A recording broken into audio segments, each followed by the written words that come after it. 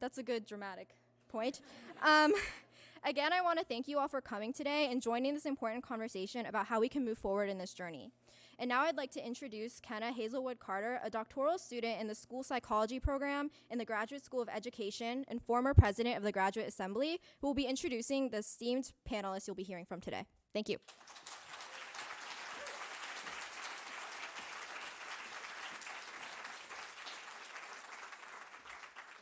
I'm not quite sure if you all want me to do it at the podium or wherever. All right. Well, hello, everyone. Good afternoon. It's wonderful to see you all here. I apologize if my speech is slightly distorted. I got braces on today. Very exciting. It's actually a perfect object lesson as to mental health here at Berkeley. I started grinding my teeth so badly my second year that I actually broke a tooth in my sleep and had to get basically entirely reconstructive dental work. So, go Bears.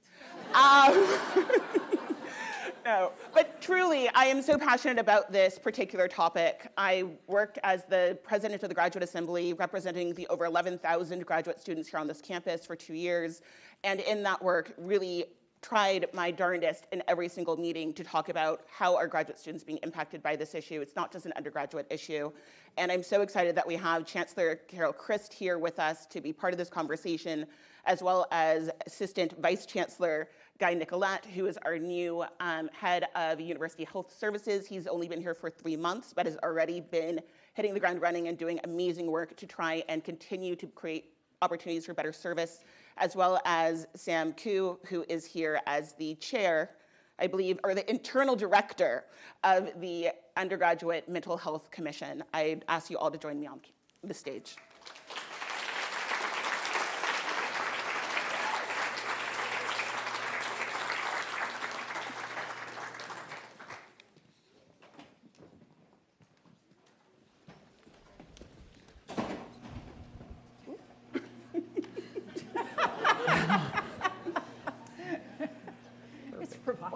It is.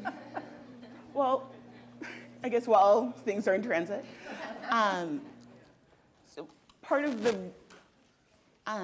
my graduate study in school psychology is looking at how do we remove barriers to learning for students. And my particular interest has always been looking at adolescence and then what we call emerging adulthood, which goes from about 18 through 25. And one of the big issues that we're talking about here is exactly that population, and anxiety being a huge barrier to one's ability to function. But as a clinician in training, one of the things I wanted to quickly just flag is really making a distinction between just experiencing anxiety and what it means to have a clinical level of anxiety or an anxiety disorder.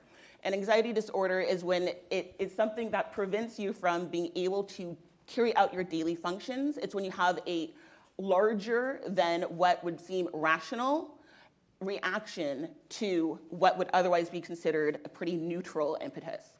And one of the things that I am so excited about this particular report I'm talking about is the fact that we're almost seeing it being normalized. This idea that anxiety is just something that is part and parcel of your experience here on this campus. And if we're having such extreme reactions to what should be a really joyous time, a time where you can take some advised and some inadvised risks, it's something where we have to really ask ourselves, what can we do as institutions to improve people's outcomes and get them not just to college, but through college and on to a successful life? So on that note, my first question is Sam, from the undergraduate perspective, what do you see as kind of the perception of anxiety as part of Berkeley's culture?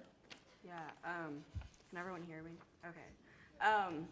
I would say that it's an integral part of Berkeley's culture. Among the undergraduate student body, we have this thing we call the race to the bottom culture, where everyone's constantly competing with each other, and not only competing with each other academically, but competing with each other on how poorly they're doing.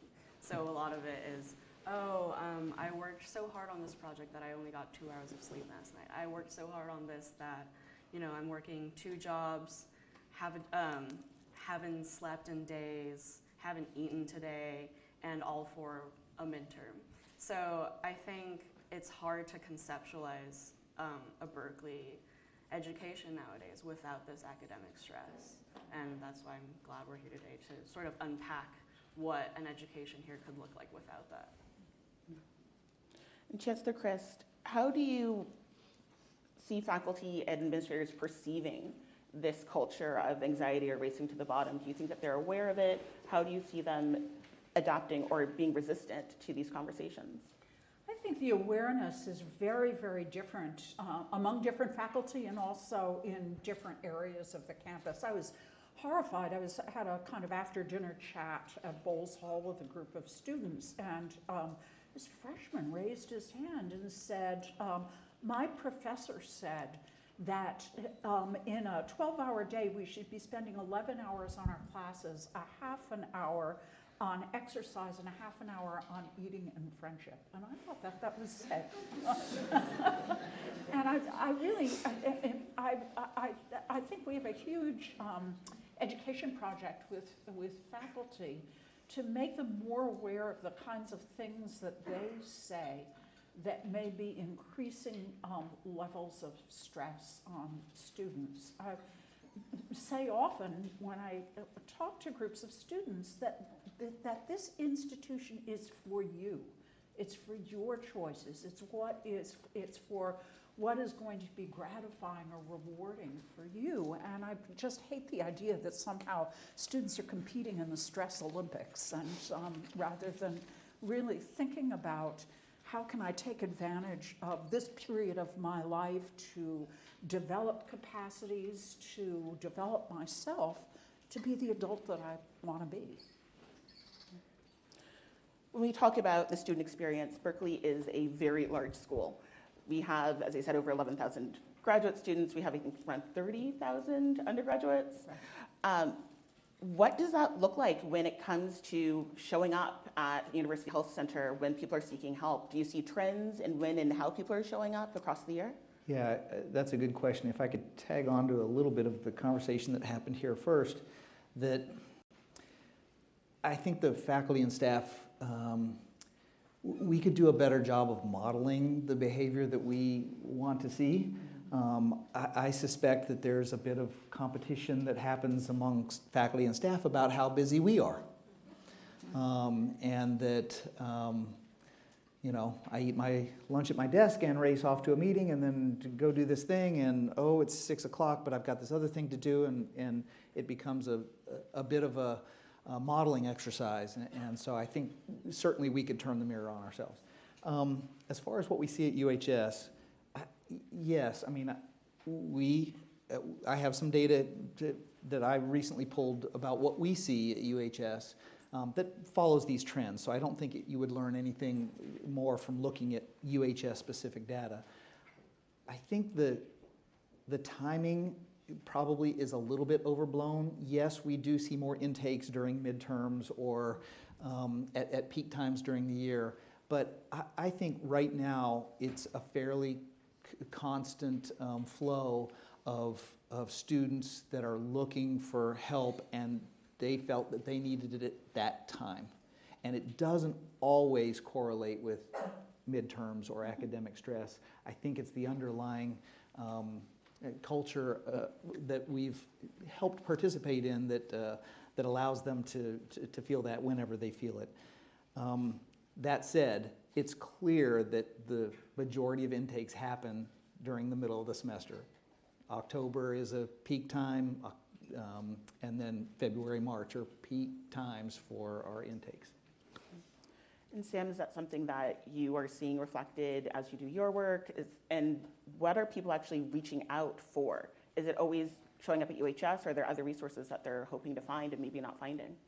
Yeah, I think the experience across, obviously I can't speak for everyone, but I think it's kind of important to acknowledge that there are stressors other than academics that are driving students to come to UHS. So for example, for basic needs and secure students, right, if they're waiting for their food stamps for CalFresh to kick in, then that's going to be a significant stressor. Or if there are certain political acts, hate crimes happening, then that's going to affect who's going to come in and who's going to seek resources. And in terms of seeking help, I find that a lot of people turn to peers, but then whether or not their peers are skilled in being able to help them with that process varies across the board. A lot of times it's like, okay, I know the number to tang, here's the number to tang, but again, there's that stigma, there's that divide on whether students will actually seek services. So then it's like, will I walk you to tang? Will I walk you through the process, the intake process? Will I tell you what it's gonna look like? And also students, you know, there are ways that you can seek support outside of a medical lens. So reaching out to your community, reaching out to your support network, or in fact, just like falling on really unhealthy ways to cope with these stressors. So as Professor Scheffler mentioned, substance abuse, I think self-medication with alcohol and other drugs is really common. So I'd say that it just is a whole variety of things across the student body.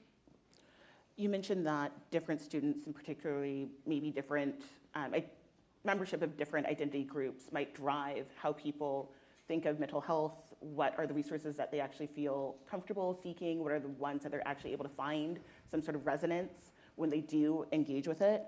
I'm curious, especially because the data is showing that like race was a huge factor, or at least correlational, in how anxiety is showing up. And I do just want to quickly flag that race and socioeconomic status and sexuality, all of these things are not predictive. They're not driving it. They're artifacts of a society that these folks live within that is inherently hostile to them and is showing us that this is a society that does not yet know how to create spaces that is safe for people with all of these differing experiences. But how do you see, Chancellor Christ, the campus really supporting and finding ways of working with all these different groups and their individual needs? I think it's so important to, first of all, create spaces where, sort of like the Fannie Lou Hamer Center, where students can go and feel that this is a place that understands them, that is a good resource for them. We're trying to provide counseling hours in these spaces so that mental health resources are immediately available. I also think that it's so important to just become more diverse. If you are like our African American community, 3%, you're just going to feel isolated on this campus because there's a really, really small percentage. So in part, becoming more diverse, I hope will create more of a sense of inclusion and acceptance of a wide diversity of identities. I have a list of just some of the different groups that make up our Berkeley community, just because I think sometimes when people think students, it gets a little bit monolithic, so I just want to pull it apart a little bit. So students from traditionally underserved and marginalized populations, either because of ethnicity or race, people who are female identified, student athletes, students with disabilities, first generation students, undocumented students, low income students, homeless students, Muslim students, or other maybe not as supported religious affinity students, transgender students, and other LGBTQ students. When we're really looking at that, and you mentioned the Fannie Lou Hamer Center, which is the Black Resource Center on campus for those who are not familiar with it, what else exists on this campus, and how do we route people to actually access these spaces? Well, I'll take that one because a UHS response that we've been strongly in favor of, and we're trying to figure out how to best deploy and still utilize the resources the best we can because of limited resource, is trying to meet students where they are. So we have 11 satellite locations, and what's interesting to me, at least, about that is that therapist or those folks really get embedded within that community, and I suspect that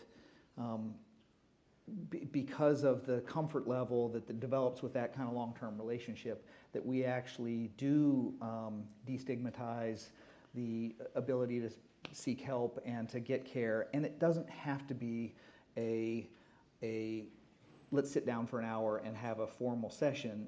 It can be what we call let's talk, where it's less formal and allows a bit greater level of access for these communities to talk to that counselor. So I think we've been very successful in trying to pilot these these models, we know that that's not enough. You know, there has to be, that counselor serves a bit of everything, prevention, a bit of outreach, the clinical care, sometimes even postvention, world. And I think we need to kind of think about how we approach the predictive nature of this and how we approach the proactive from a full campus lens that doesn't just, specify targeted groups. We need to kind of think bigger. I wonder if I could add to what's just been said. People are very focused on housing as an issue of needs insecurity. But what's happened is the campus has grown. The campus has grown by about 10,000 students in the past 15 years. And what's happened as it's grown in that way is that we've become a commuter campus without ever really thinking about that as our identity. And so I'm so aware of students just wanting places to be during the day. I mean, I often liken different kinds of colleges and universities to different kinds of communities. There are colleges that are like small towns in which everybody knows one another. Then there are ones that are like big cities, and Berkeley is like a big city. It's urban, and you have to find your neighborhood, but we make finding your neighborhood pretty hard. And the fact that, we're very focused on the cost of our low percentage of campus housing, creating difficulty in finding rental units for just about every campus population, too much money spent on housing, but it also really has an impact on students' ability, even faculty's ability, to find community. Thank you. You mentioned that you have these satellite centers. How do you select the location for them? Well, I'll admit it sounds a bit one by one and a little haphazard.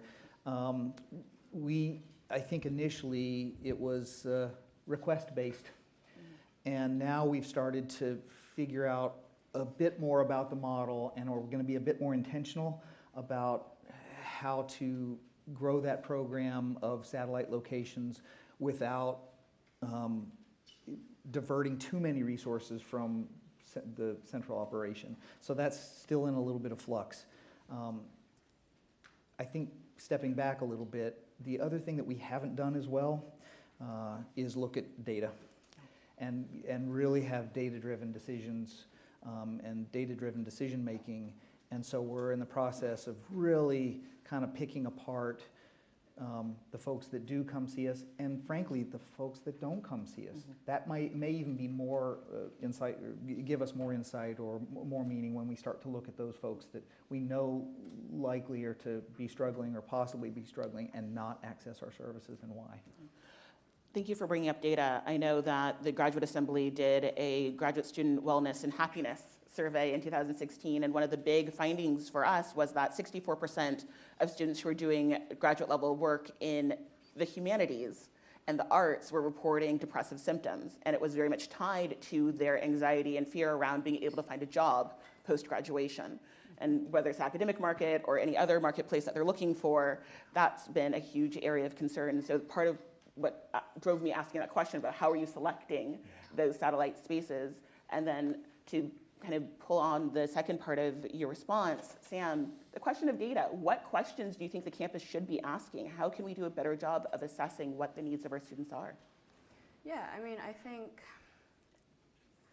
there are all of these surveys. The My Experiences survey, it rolls out all the time, but we have to look at who's responding to those surveys and who isn't. So for example, at the Basic Needs Center, we hosted these sessions where folks who had trouble navigating the English survey could actually take the survey for staff who have these long shifts, who don't have time to contribute their experience and their needs. So the questions that we're asking have to be really intentional, but also the effort that we're putting into asking these questions also has to be questioned.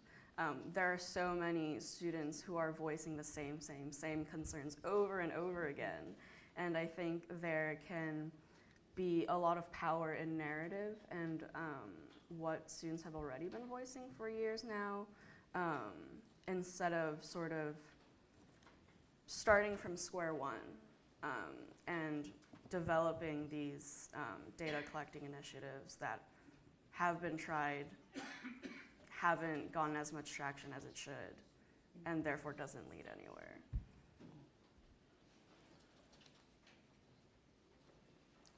I'm curious if you had a magic wand, unlimited resources, even though, of course, we now have this $15 million that Governor Newsom has proposed towards UC's efforts to address student housing and hunger, which is one piece of it, but we've said that there's many other issues that we need to be concerned about when it comes to anxiety or just well-being. What would be the one, maybe two, if you really want to get adventurous, three, but I prefer two, things that you would like to see this campus do or have us begin to reconsider in our approach to mental health for our students? I think there's several things. I mean, one is, of course, putting enough resources in counselors and therapists so that we can have appropriate crisis intervention, appropriate treatment for students that are experiencing high levels of anxiety and high levels of stress of whatever sort. But I also think we should be putting resources into wellness programming. You talked about the power of narratives. And I think it's really important to do as much as we can to give students the resources to be resilient, to handle stress, and to provide some other narratives that are not the stress Olympics or, I have to get up at 4 a.m. That was horrifying to start tabling on Sproul Plaza. That's, there's a wonderful line in a poem by Gerard Manley Hopkins about being to my sad self hereafter kind. And I think that that's a really important capacity to nourish is self-kindness. Yeah, kind of like what Chancellor Chris said, I would say definitely increasing resources, but what those resources look like can look differently. So kind of what you were saying, meeting students where they are at. So that could mean physically with the satellite offices, but also meeting students where they're at in terms of what they're organizing in their communities, giving them the resources so that they don't have to put their personal and academic lives on the line just to fight to have a space on this campus. Because as we can see, when those spaces are established and they're allowed to flourish, then that power of community really kicks in to act as a support network when people aren't feeling well, when they're overcome with anxiety. And Go ahead. I think the second part, in addition to that, is just basic needs security. Having enough resources to tackle housing, economic security, food security is going to do so much in lessening anxiety on this campus. And I think there can't really be a conversation about mental health and wellness before that happens. Yeah, I agree with that. I was really struck, Richard, in the data that you showed in your summary of your research of the importance of the date 2008. And you said when you came back in 2008, you noticed a change. And certainly your data is showing spikes in 2008. And that's, of course, the big, the major depression that we experienced. And I'm so struck by the level of economic anxiety that graduate students, as you were saying before, can certainly show, and that undergraduates show too. So in addition to giving many more resources to housing, to basic needs, it seems to me another thing we can do both on the graduate level and the undergraduate level is invest much more in more intentional career planning that might be helpful in terms of anxiety about, I don't know what's going to happen when I graduate. Speaking of kind of this basic needs piece, funding is a huge piece. We are looking at tuition hikes, we're looking at fees. Graduate students at Berkeley, out of all of the UC 10 campuses, pay the highest amount of student fees. And when we're looking at these questions, I know we just signed a new union agreement with the GSIs, the graduate student instructors on campus, but the question of housing wasn't really addressed in that contract. And so where are we going to get this money? Like, how do we convince the governor? Under Governor Brown, there was clearly a preference for investing in community colleges and CSUs over the UCs.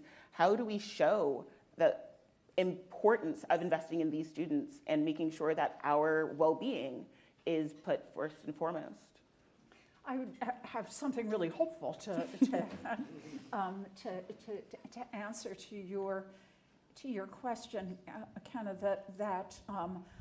I have been finding extraordinarily productive and promising discussions with philanthropists. The articles about student homelessness, about student hunger, are really having their impact, and I think that there are people of great capacity that will be willing to step forward and make a very substantial difference in the resources that we have, both for basic needs and also for housing. In addition, we're really lucky that we have a financial structure for at least building housing that doesn't depend on the state, which are private-public partnerships, and essentially what we find is a private partner because there's to take on the debt, because there's an income stream from the room charges or through rents, depending on what the kind of housing is.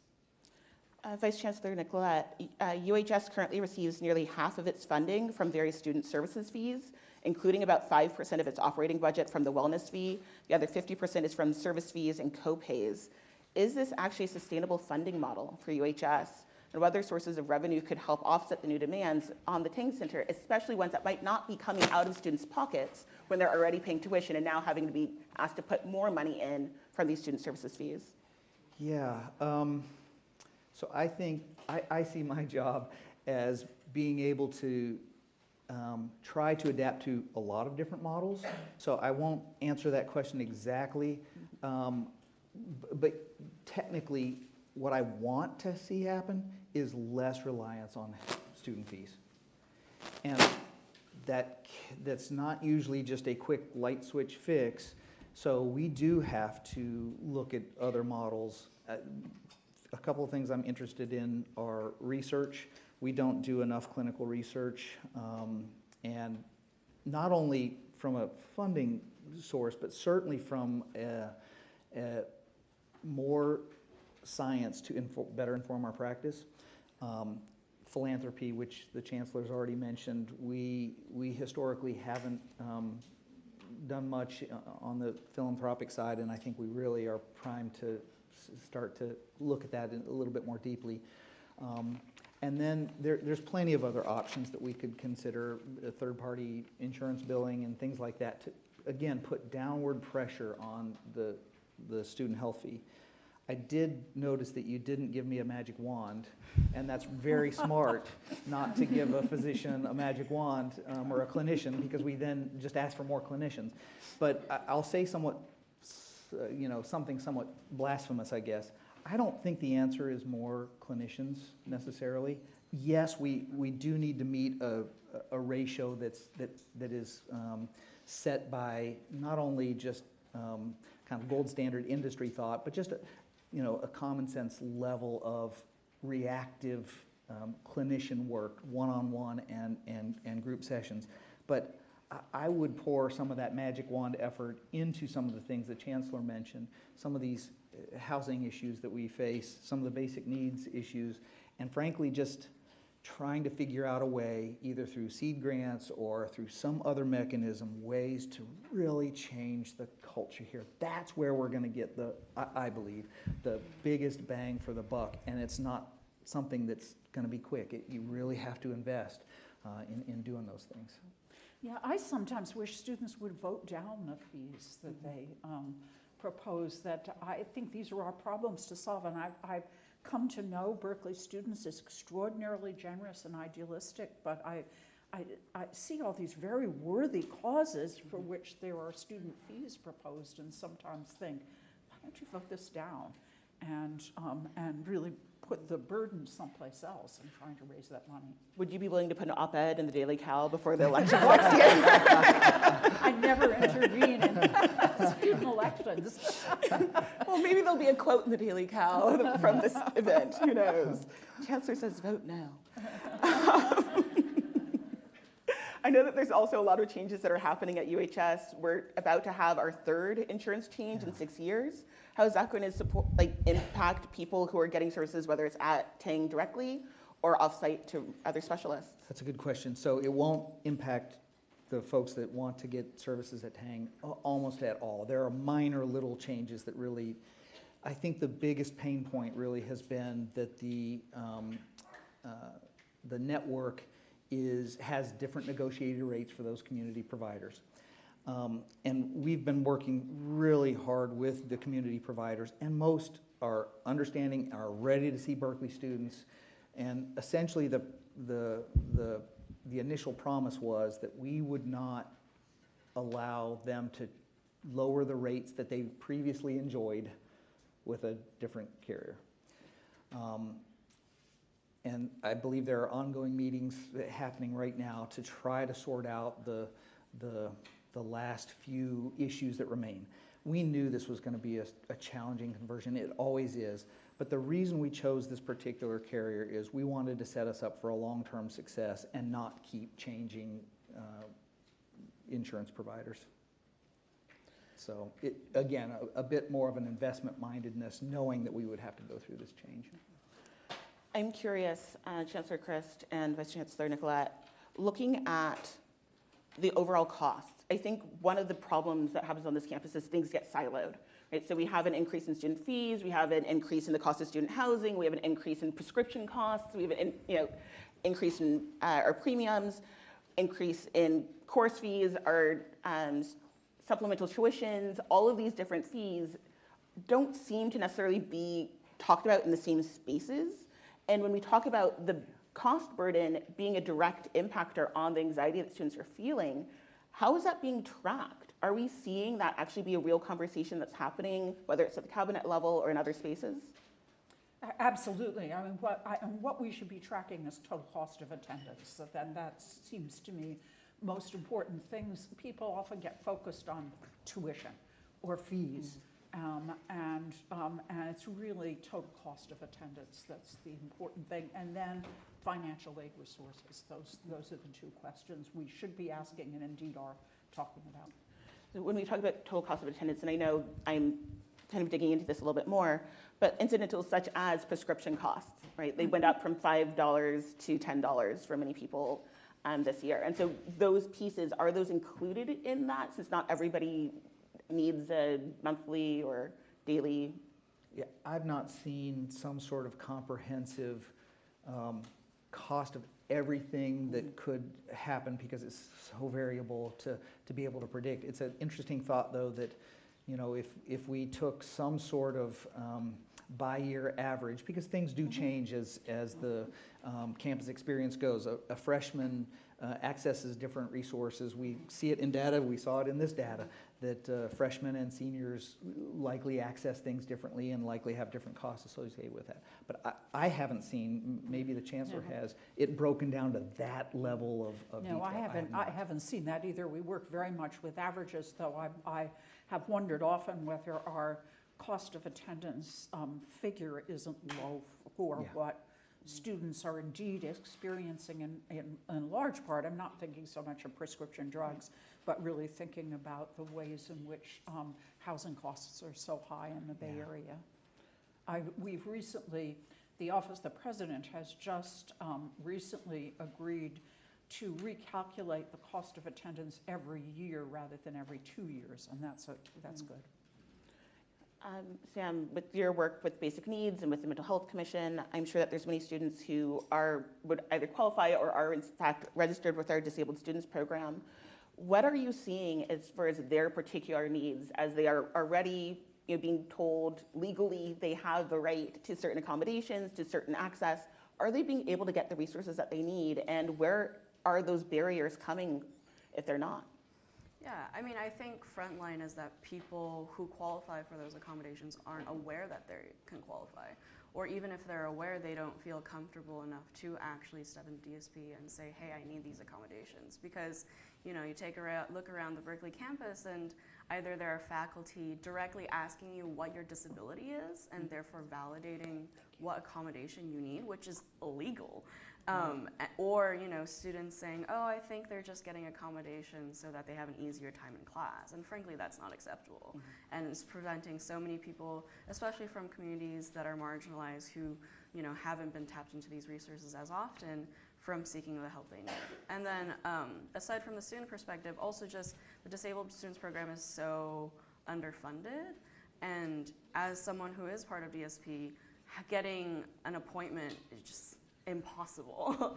And once you get there, the wait times are long. And if you factor into the fact that, you know, you are a disabled student walking into that space, having to wait that long with the increase in needs that you have with your disability, then it's kind of like, what types of stresses are we putting on these students to get the help that they need?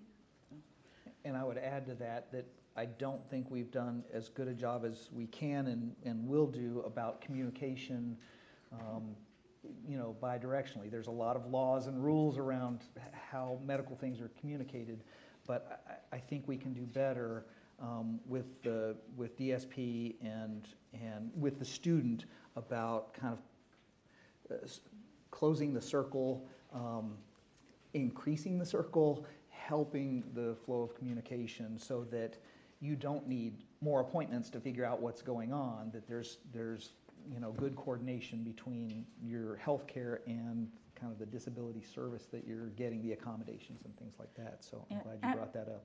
And we have been increasing the amount of education that we're giving to faculty and their obligations under the ADA.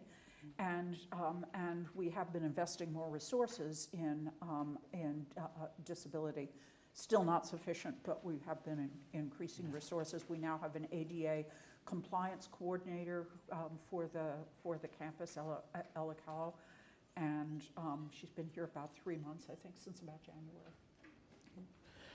One of the findings was that screen time was really contributing to, or at least was correlated with increase in anxiety. I'm curious, Sam, I was introduced to Berkeley Memes for Edgy Teens by Will Morrow, who's, I guess, 2 times ago the president of the ASUC.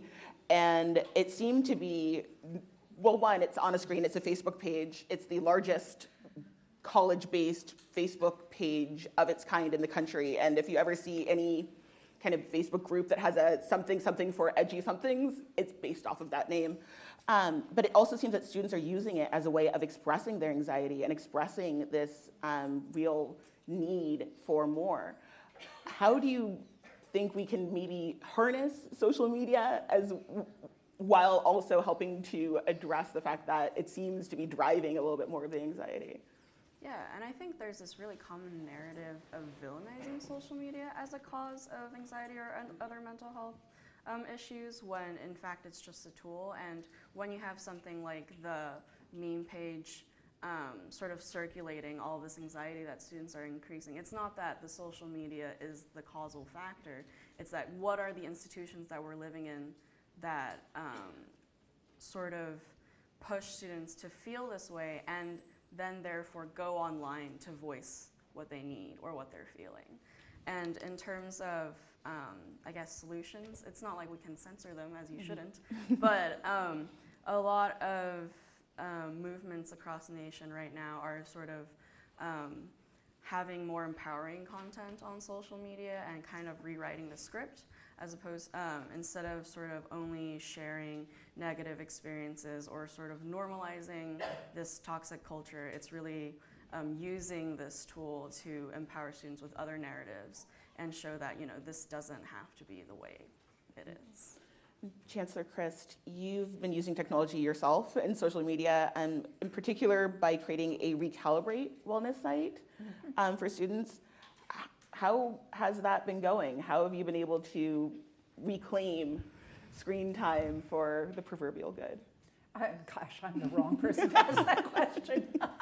I don't use screens very much, and I have a wonderful staff that does these tools. This is not something I do.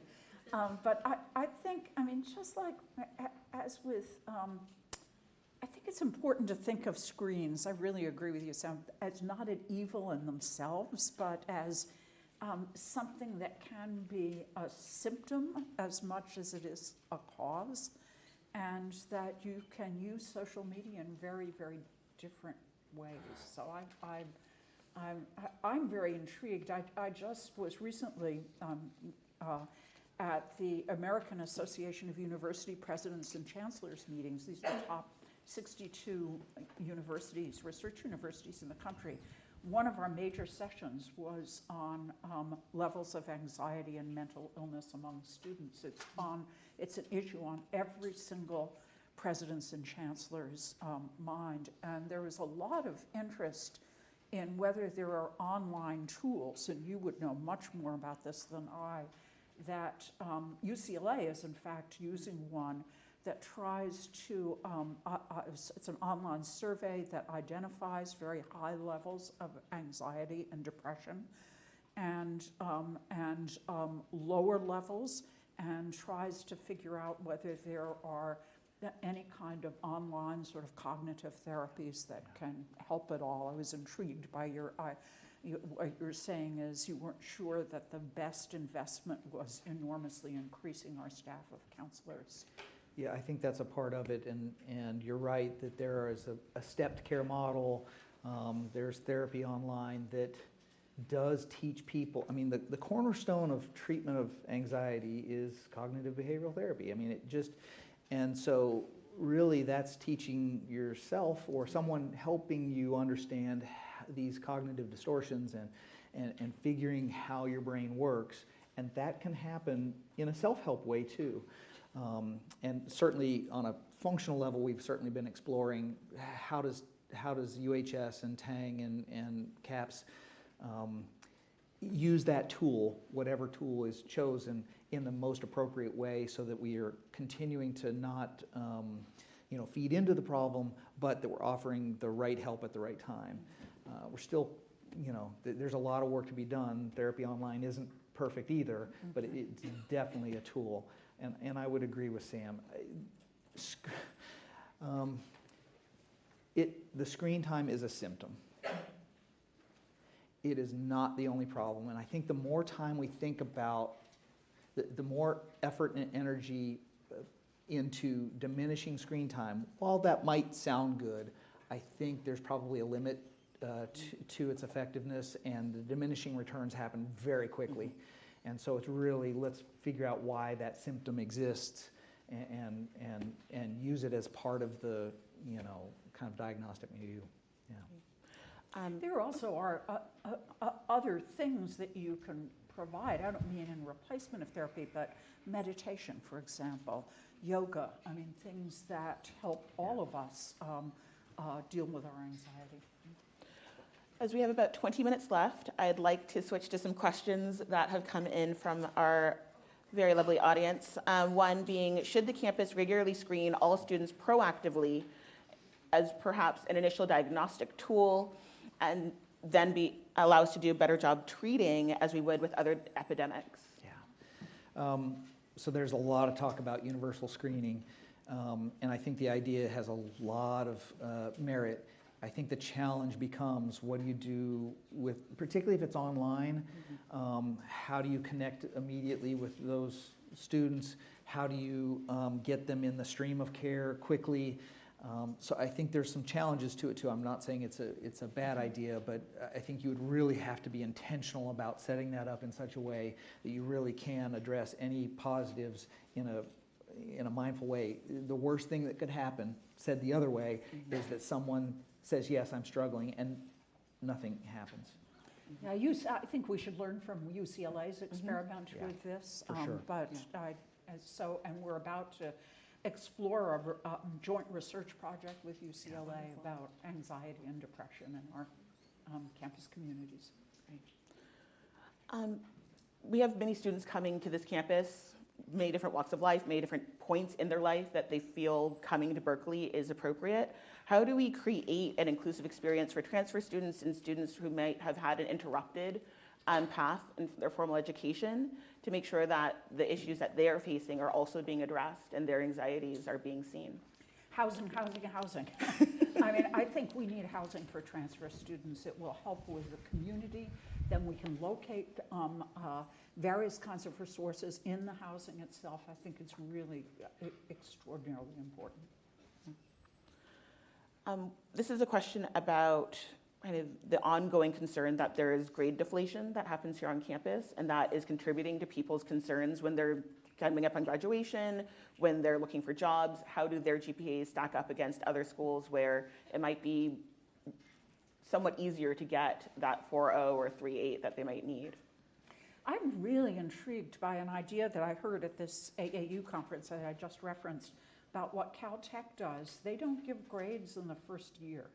And I've often wondered whether we should do a year or a semester without grades just to allow people to get their feet on the. Oh, what do you think, Sam?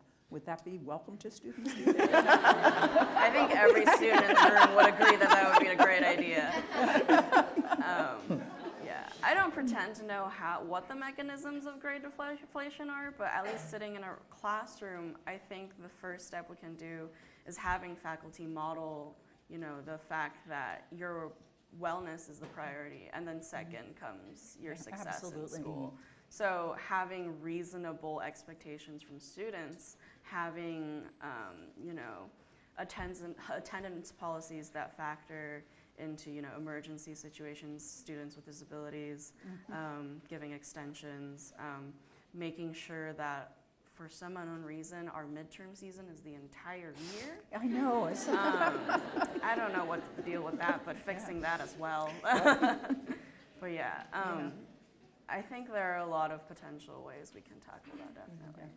Well, to add on to that, I think just today, this morning, there was a discussion about kind of our focus on health and all policies, and the extended midterm situation came up, and its impact on the TA or the GSI that now is responsible for grading right after usually a spring break, or and the timing just goes on and on and on. And so I think if you're really thinking about kind of health impacts of these academic policies that I know nothing about, you could really start to unravel some really interesting things that making some changes really could impact the level of academic stress and probably bureaucratic stress that students and even faculty are going through. Speaking of faculty, this is clearly an issue of what's happening in the classroom and how it's impacting students. How do we get our faculty on board more? I know the Academic Senate has a lot of power in terms of what syllabi policies are and that sort of thing. How do we get those sorts of spaces to also become more welcoming of hurt, right? Of pain, of being human, and instead moving from a culture that seems to be focusing on quick failure so that way you learn and you do better, instead creating a culture of help seeking on this campus? I think the discussion has to happen in lots of different forums that certainly the Academic Senate, but also in the schools and colleges themselves and the departments. I think that's where the conversation is really best situated, and you need enough faculty that are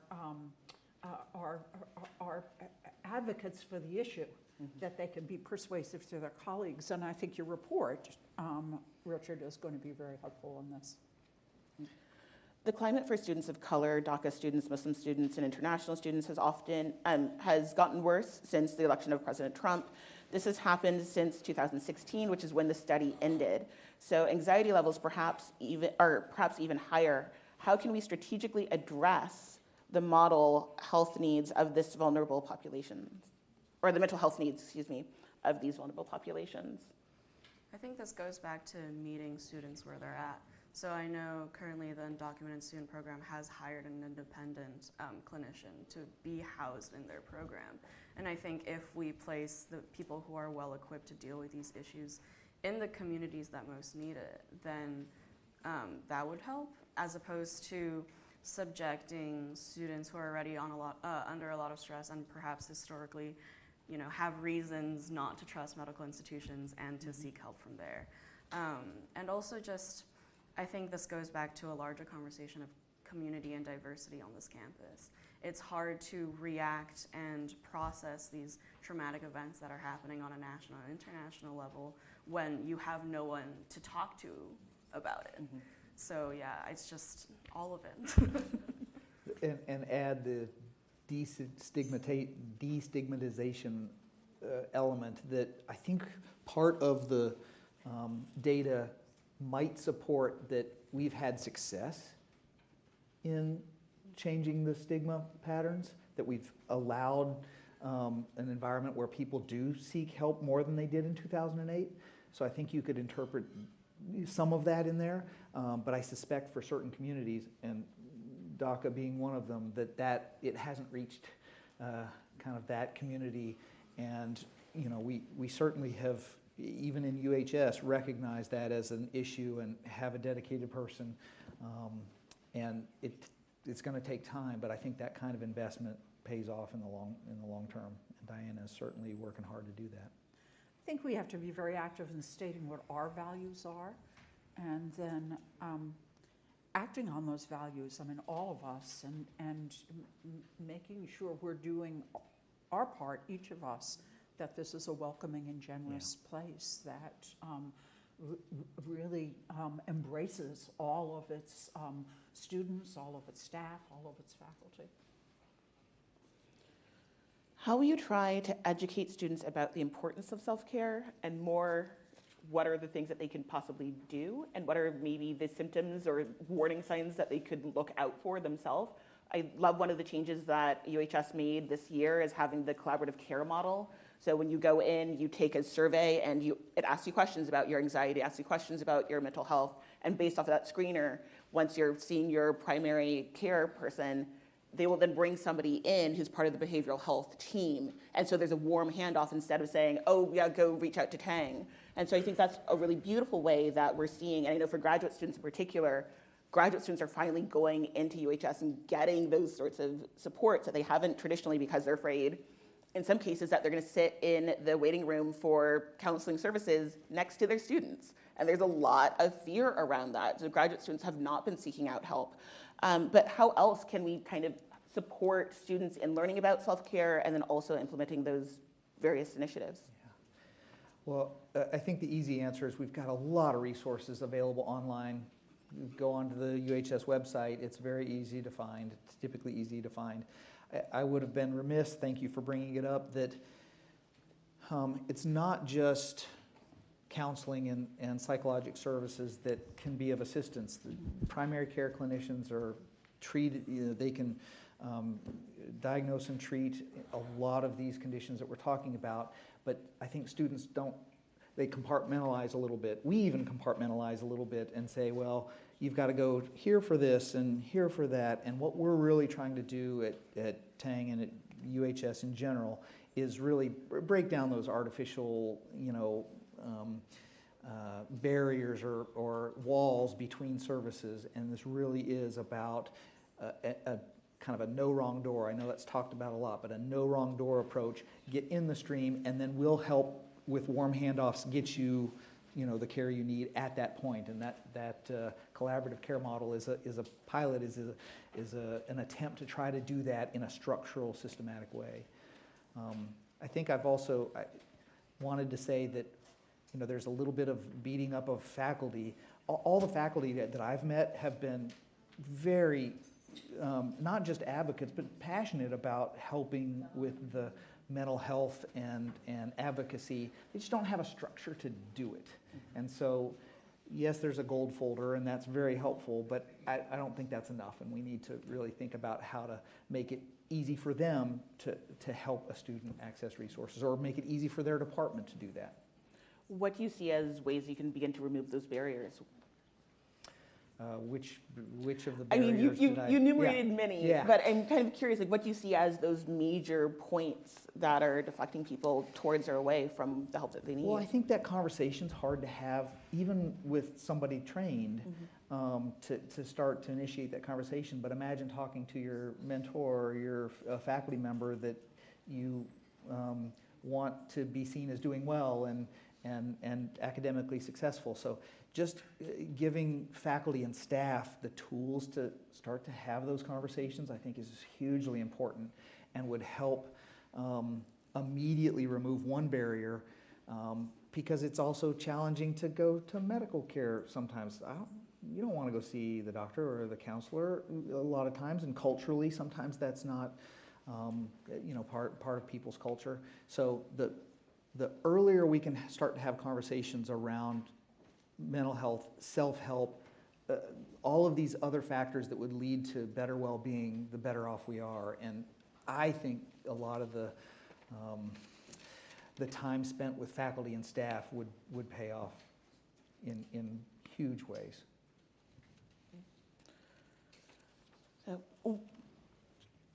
I'm curious,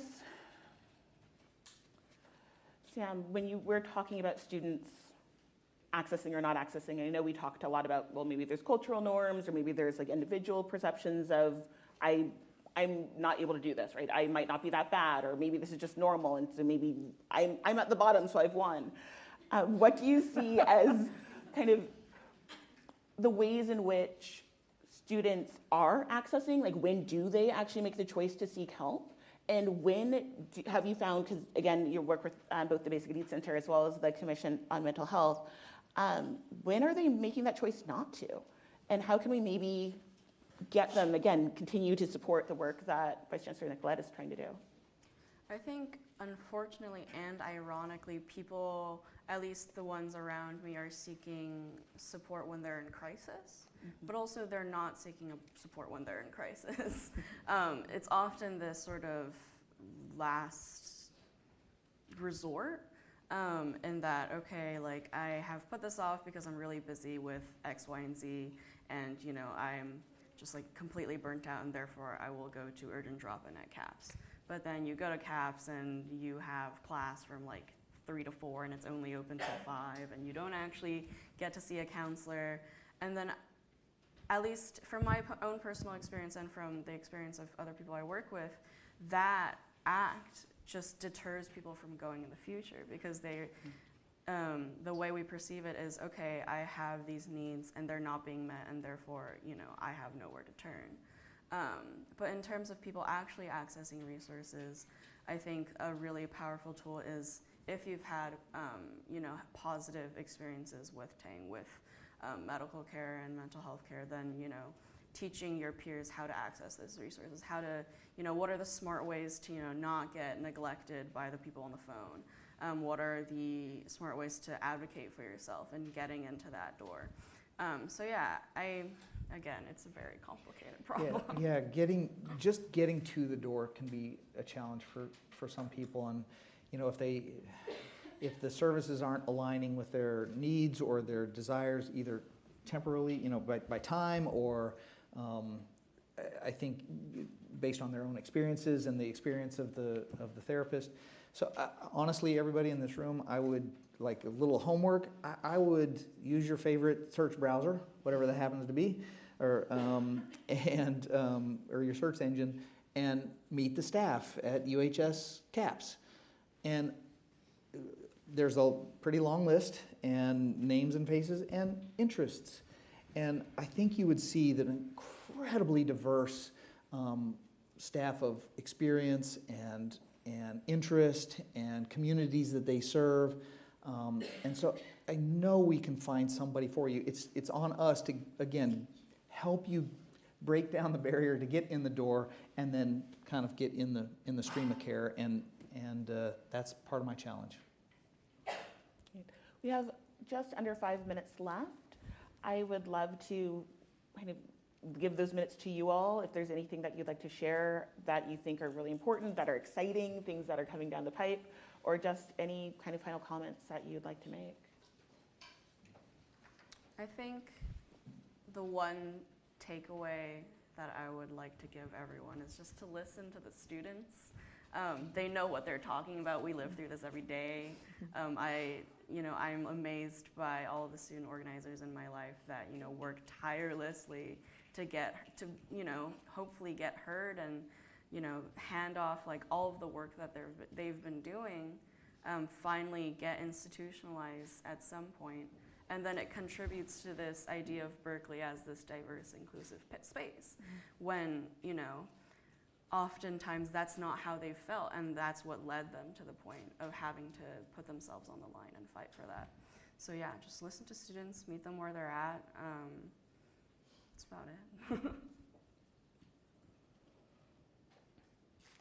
I don't really have a profound closing statement. I would say that kind of from a pragmatic approach, from a kind of a functional approach, we really do want to serve every student that needs care, and I know that doesn't always happen the way we want it to, but we're working to change that. And I think bigger picture, I don't think we're going to be able to have as much impact unless we really do start to think about the culture and about some of these other policy and procedural things that the university goes through and have an impact there.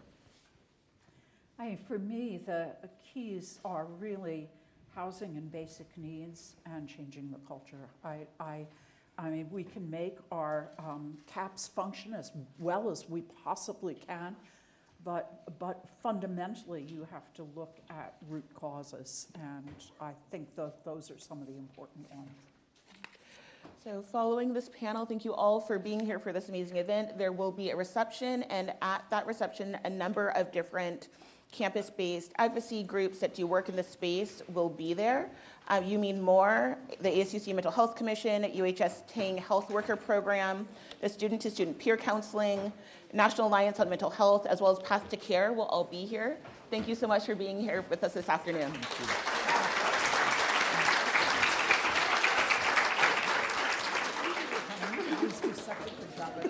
Thank you. It's like by the seat of my